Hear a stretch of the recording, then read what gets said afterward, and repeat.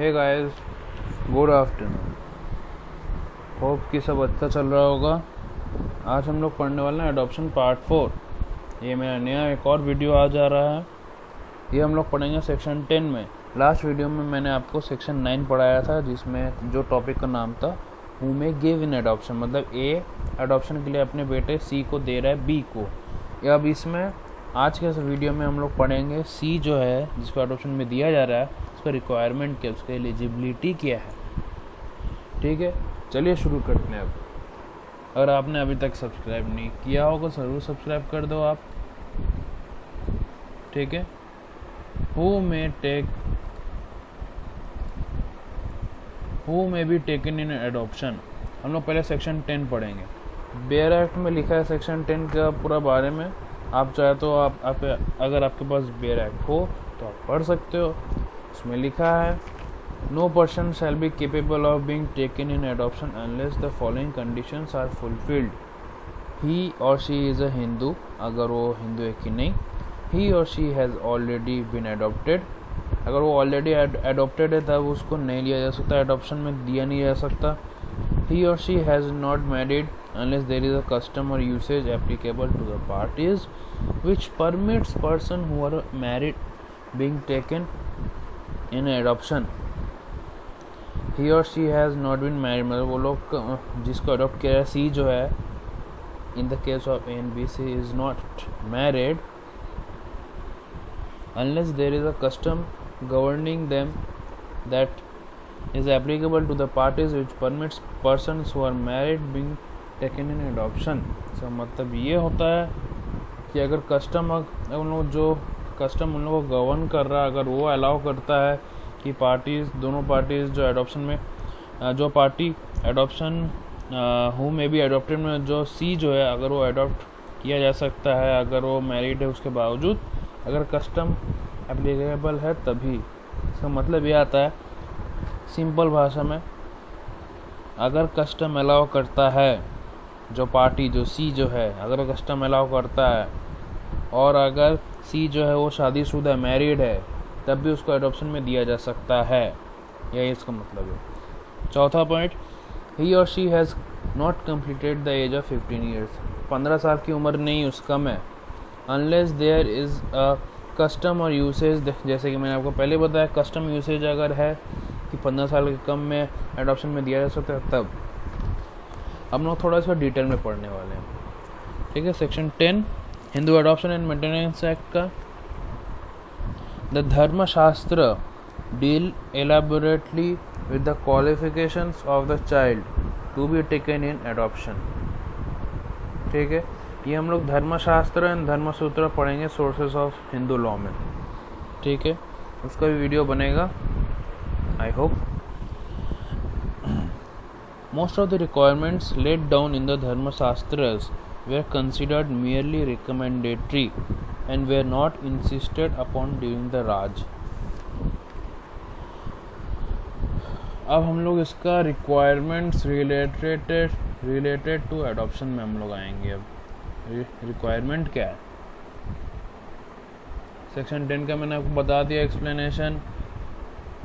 इसका point sweetened जो मैंने आपको बताया बेयर एक्ट में जो बताया गया है, बेयर एक्ट का मैंने आपको पढ़ दिया। आप अगर आपके पास किताब है बेयर एक्ट जो है तो भी आप उससे आप रेफ़र कर सकते हो। ठीक है, अब देखो रिक्वायरमेंट्स रिलेटेड टू एडॉप्शन। पहला requirement, child must be a Hindu.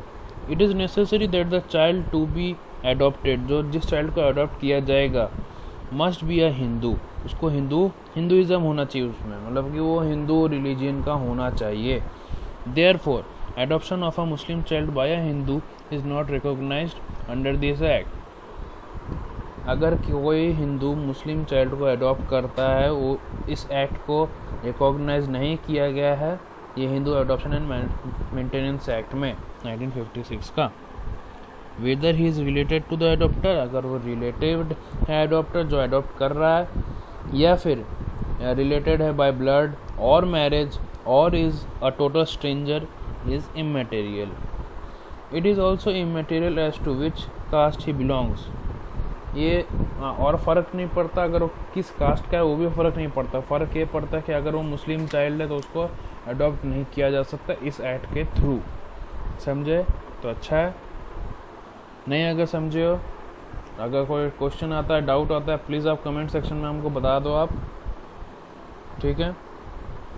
फिर हम लोग पढ़ें, पहला पॉइंट हो गया, ये वाला पॉइंट हो गया। अब हम लोग आते हैं point 2 persons cannot adopt the same child. दो आदमी एक ही चाइल्ड को कैसे अडॉप्ट करेगा। इसमें लिखा है this requirement has mandatory, this requirement was mandatory, ये रिक्वायरमेंट जो है मैंडेटरी था अंडर द ओल्ड लॉ, पुराना हिंदू लॉ के अंडर ये रिक्वायरमेंट मैंडेटरी था। And this is so under the act, this has been discussed earlier, पहले में डिस्कस कर दिया गया है, ठीक है। अब हम लोग आते हैं nearest sapinda and identity of caste. Sapinda जो है वर्ड जो है मैंने आपको पहले ही बता दिया, हिंदू मैरिज एक्ट। अगर आप नहीं देखे हो सेक्शन 1 to 10 वाला वीडियो, पहली वीडियो जो मैंने डाली थी उसमें मैंने डिफाइन किया था सपिंडा, सपिंडा रिलेशनशिप, वो वीडियो में आप जाके देख सकते हो। सपिंडा का डेफिनेशन जो मैंने आपको बताया था, ठीक है। यहाँ पे पढ़ते हैं according to the Dattaka Chandrika and the Dattaka Mimamsa, दो दत्तका है, Chandrika Mimamsa, only the nearest sapinda could be taken in adoption. इन दोनों दत्तका के बीच में जो नियरेस्ट सपिंडा होगा उसी को एडॉप्शन में लिया जाएगा। But this was considered merely a recommendatory rule, this was considered as a recommendatory rule, recommend किया हुआ रूल को कंसिडर, इस रूल को रिकमेंड किया गया था। And adoption of remoter relation was valid under the old law, old law के under remoter relation जो है वो वैलिड था। So it is under the modern law, under the old law the adopted son must be of the same caste or as of his adoptive father। जो father adopt कर रहा है किसी child को, तो उस चाइल्ड का कास्ट और उस जो अडॉप्ट कर रहा है अडॉप्टर फादर, इन दोनों का कास्ट सेम होना चाहिए पुराने लॉ के हिसाब से, ठीक है। A member of one religious sect could also not adopt a son from another section. मतलब हुआ कि एक रिलीजियन का आदमी दूसरे रिलीजन के बच्चे को आप अडॉप्ट नहीं कर सकते। ये भी आ जाता है आपका पुराने हिंदू लॉ में, नया हिंदू लॉ में, जो भी आपको समझना है। यहाँ पे लिखा है अंडर द ओल्ड लॉ, इसलिए यहाँ पे ओल्ड लॉ के हिसाब से ये सब है। Under the act, under the act मतलब इस एक्ट के अंदर, मतलब Hindu adoption and maintenance act 1956 के under the only requirement is that the child must be a Hindu. ये पूरा चीज़ मैंने पढ़ाया है, इसमें सिर्फ आपको एक ही चीज़ मिलता है, the child must B Hindu, ठीक है। इस एक्ट में यही लिखा है the child must B Hindu, ये पूरा चीज़ को डिस्क्राइब करता है। ये पूरा जो चीज़ है ये चाइल्ड मस्ट बी हिंदू होना चाहिए, ठीक है। अब हम लोग आते हैं ऑर्फन, फाउंडलिंग और एबंडेंट चाइल्ड के बारे में पढ़ने। Orphan, फाउंडलिंग and abundant child. Under the old law N orphan, फाउंडलिंग और एबंडेंट चाइल्ड, जो उस चाइल्ड को एबंडन कर दिया गया या फिर ऑर्फन है, मतलब मम्मी पापा नहीं उसके, कुड नॉट बी अडॉप्ट, उसको अडॉप्ट नहीं किया जा सकता। This state of law was obviously unsatisfactory, ये स्टेट ऑफ लॉ तो ये जो स्टेट ऑफ लॉ जो है वो अनसेटिस्फैक्ट्री था, ठीक है। In the modern context, modern times में ये अनसेटिस्फैक्ट्री था। The fact of the matter is that it is the orphan whose need of adoption is the greatest. The fact of matter मतलब अभी ये फैक्ट जो है, अभी का मैटर जो है वो ज़्यादा मैटर करता है। अभी जो फैक्ट है उसका मैटर ये ज़्यादा करता है कि जो लोग ऑर्फनेज में, उन लोग को एडॉप्शन का सख्त ज़रूरत है, जैसे यहाँ लिखा है ना, the fact of the matter is that it is the orphan whose need of adoption is the greatest. जो लोग मम्मी पापा के बिना है, उन लोगों को मम्मी पापा तो चाहिए होंगे, तो उन लोगों को तो एडॉप्शन का सबसे ज़्यादा ज़रूरी है। The Hindu adoption and maintenance act 1956 makes a provision for the adoption of orphans. तो ये Hindu adoption and maintenance act 1956 जो पास हुआ, उसमें एक तो प्रोविज़न आ गया है जिसके थ्रू आप ऑर्फनेज के बच्चे को भी आप अडॉप्ट कर सकते हो। The act goes much beyond this इससे भी आगे तक चला जाता है ये act. A foundling is a child, foundling का मतलब देखिए, a foundling is a child who has been found by someone and can also and whose parents are not known. मतलब फाउंडलिंग ऑफ अ चाइल्ड मतलब कि रास्ते में कोई बच्चा मिला है पर उसका मम्मी पापा का कोई पता कुछ नहीं है, ठीक है। Whose parents are not known. If the parents are known, अगर पेरेंट्स अगर जान भी जाते हैं, मतलब जाना पहचाना पेरेंट्स भी, मतलब जिसको रास्ते में मिला, जो बच्चा रास्ते में मिला, अगर उसके parents are known, if their parents are known, such a child is known as abandoned child. समझ गए ना। ऑर्फन का मतलब हो गया विदाउट पेरेंट्स। फाउंडलिंग का मतलब हो गया आपका कि किसी को मिला है बच्चा, कहीं भी मिला है किसी भी कंडीशन में, और उसके पेरेंट्स का कोई अता पता नहीं है। और अगर अता पता है पेरेंट्स का, उन लोगों ने छोड़ दिया ऐसे ही, तो हो गया एबंडेंट चाइल्ड। ये 3 ठो जो टर्म्स है आपके दिमाग में फिट हो जानी चाहिए, क्योंकि ये चीज़ समझना बहुत ज़्यादा ज़रूरी है। यहाँ तक समझ में आ जाए तो प्लीज़ लाइक शेयर सब्सक्राइब ज़रूर कर दो आप, और अगर कोई डाउट आ जाए तो प्लीज़ कमेंट सेक्शन में ज़रूर बता दो आप, ठीक है। हम लोग आगे बढ़ते हैं। मैरिड चाइल्ड, शादीशुदा वाला चक्कर आ गया इधर भी। 1956 के पहले, before 1956, the adoption of a married child among all classes was invalid through out India. जितना भी क्लास है डिवाइड किया है ना, ह्यूमन लोगों ने क्लासेस को ये डिफ्रेंशिएट किया है। तो adoption of a married child जो हो गया, जिस बच्चे का शादी हो चुका है बहुत कम एज में, मे बी वो इनवैलिड था पूरे इंडिया में, एक्सेप्ट, इसमें भी एक्सेप्शन घुस जाता है, हर जगह एक्सेप्शन आपको मिलेगा, except in Bombay and among Jats मतलब पंजाबी होती है बॉम्बे में, इन दोनों जगह पे आपका क्लासेस पे वैलिड था मैरिड चाइल्ड का एडॉप्शन। इन बॉम्बे का बात कर रहे हैं। In Bombay adoption of a married person और a married person with children, देखो मैरिड पर्सन तो ठीक था, अब मैरिड पर्सन का बच्चा लोग भी वॉज वैलिड एडॉप्शन ऑफ देखो बॉम्बे में adoption of a married person, ठीक है। अब मैरिड पर्सन ठीक था, अब मैरिड पर्सन का बेटा लोग भी, बेटी लोग भी हो गई, उन लोगों को भी अडॉप्ट किया जा सकता है बॉम्बे में, पुराना, जब before 1956।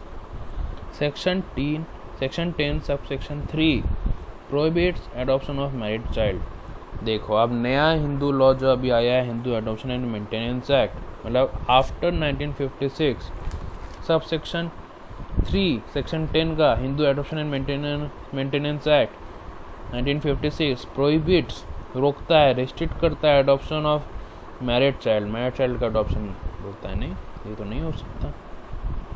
But recognises a custom to the contrary, अब कस्टम अगर अलाउ करता है मैरिड चाइल्ड का अडॉप्शन में, तब लॉ तो कुछ कर नहीं सकता। Adoption of married person of any as is permitted, any as, कोई भी एज का बच्चा अगर मैरिड किया हुआ है, शादी किया हुआ है, अडॉप्शन परमिटेड है। अमंग द जट्स इन पंजाब, ये होता है पंजाब के केस में बिफोर 1956, अभी का कंडीशन मैं आपको नहीं बता रहा हूँ। Where adoption of a married person is valid, any child born to him after adoption will be the child of adoptive family. देखिए यहाँ पे लिखा है where adoption of a married person is valid, जहाँ पे मैरिड पर्सन का adoption valid है, मतलब कि ए और बी है पति पत्नी, इन दोनों ने अडॉप्ट किया सी को, जो मैरिड है डी से, तो सी और डी का जो बेटा हुआ वो एडॉप्टिव फैमिली, मतलब ए और बी का, यहाँ लिखा है any child born to him after adoption will be the child, मतलब उस ए और बी का बेटा आ जाएगा, बेटा की तरह माना जाएगा, ठीक है। तो अब हम लोग आगे बढ़ते हैं। In case of daughter, low daughter का केस अब आ गया, इतना देर से शायद हम लोग लड़कों का केस पढ़ रहे थे, पता नहीं, चलो डॉटर का केस भी पढ़ लेते हैं। Under the old Hindu law, पुराने हिंदू लॉ के हिसाब से, a female child could not be adopted as adoption of daughter did not confer any spiritual benefit on the adopter. पुराने हिंदू लॉ के हिसाब से फीमेल चाइल्ड को अडॉप्ट नहीं किया जा सकता था as adoption of daughter law का एडॉप्शन जो है डिड नॉट कन्फर एनी कोई स्पिरिचुअल बेनिफिट नहीं दिया जाता था। जो लोग अडॉप्ट कर रहे हैं उन लोगों को कोई स्पिरिचुअल बेनिफिट मिलता नहीं था। अब इलेजिटिमेट चाइल्ड में आते हैं। Under the old Hindu law, पुराने हिंदू लॉ के under, adoption of an illegitimate child was not permitted. पुराने हिंदू लॉ के अकॉर्डिंग बिफोर 1956 के अकॉर्डिंग इलेजिटिमेट चाइल्ड का एडॉप्शन परमिट नहीं था। As such an adoption did not confer any spiritual, वही same चीज़ कि कोई जो एडॉप्टर जो अडॉप्ट कर रहा है उसको कोई स्पिरिचुअल बेनिफिट नहीं मिलेगा डॉक्टर को अडॉप्ट करने से, इसलिए वैलिड नहीं था। ठीक है, पर under the modern Hindu law adoption of an illegitimate child is valid. देखो पुराना लॉ ख़त्म हो गया, अब पुराना लॉ का तभी पढ़ना पड़ता ज़रूर है। अब नया लॉ के अकॉर्डिंग अब इलेजिटिमेट चाइल्ड को भी आप अडॉप्ट कर सकते हैं। अब आता है 2 sons and 2 daughters। 2 sons and 2 daughters under the act no person can adopt more than 1 son or more than 1 daughter। इस एक्ट के तहत मतलब Hindu adoption and maintenance act के तहत कोई भी आदमी एक बेटे से ज़्यादा या एक बेटी से ज़्यादा बच्चे को अडॉप्ट नहीं कर सकता। अ पर्सन में अडॉप्ट 1 son and 1 daughter, पर वो एक बेटा एक बेटी को ज़रूर अडॉप्ट कर सकता है, पर एट ए टाइम 2 बेटा या 2 बेटी एक साथ नहीं हो सकता, वो पॉसिबल नहीं, वो एक्ट के खिलाफ है। ठीक है, यहाँ तक कोई क्वेश्चन हो तो आप प्लीज़ कमेंट कर दीजिएगा कमेंट सेक्शन में। अब लोग आते हैं provisions of 1956 act not applicable to adoption made prior to its commencements. ठीक है, अभी current provision of 1956 for adoption क्या है, चलिए देखते हैं। The provision of Hindu adoption and maintenance act 1956, the provision of this act, the act which we are studying now, have no application to the adoption made prior to the said act। said act का मतलब इसी act के इससे पहले कुछ application नहीं था। Coming to force मतलब कि ये 1956 के पहले अभी जो एक्ट है इसका कोई फोर्स नहीं था, सिंपल सा बात है। अंडर द एक्ट ऑफ 1956 के तहत there is a legal presumption under section 16, legal presumption है सेक्शन 16 में with regard to the validity of registered documents. Validity कितना है रजिस्टर्ड डॉक्यूमेंट्स, जो डॉक्यूमेंट्स को रजिस्टर करवाया गया है, एडॉप्शन से रिलेटेड जितना डॉक्यूमेंट्स को रजिस्टर कराया गया उस सब से। ठीक है, the court shall presume that the adoption had been compliance. The court जो है वो प्रिज्यूम कर लेगा कि कुछ जो एडॉप्शन हुआ है वो प्रोविजंस की कॉम्प्लायंस में हुआ है, इन फेवर हुआ है, and the adopted son to treat the adoption deed as a genuine document unless contrary is proved। अब हम लोग आते हैं as we have seen custom has been saved in many of the above said provisions जितना ही provision अभी तक में बताया गया कस्टम ने बहुत जगह सेव किया है। द सुप्रीम कोर्ट एक तो केस लॉ है, ध्यान से सुनिएगा, एक तो केस लॉ है, नोट डाउन कर लो, काम आएगा आपको बाद में, एग्जाम से पूछे जाते हैं। The Supreme Court has observed in Lakshmibai, ठीक है, लक्ष्मीबाई वर्सेस भगवंत बुवा दैट कस्टम का फ्रॉम मतलब बोला गया, custom means an established practice which is at variance with general law. Custom का मतलब एस्टेब्लिश प्रैक्टिस है जो वेरिएंट मतलब वेरी करता है जनरल लॉ के हिसाब से। It overrides personal law but not statutory law unless expressly saved. A custom has to be by clear-cut, unambiguous evidence. It cannot be extended by analogy or logical process. It cannot be established by a priori method. Priori method से establish नहीं किया जा सकता. Section 30 भी मैंने आपको बता दे रहा हूँ.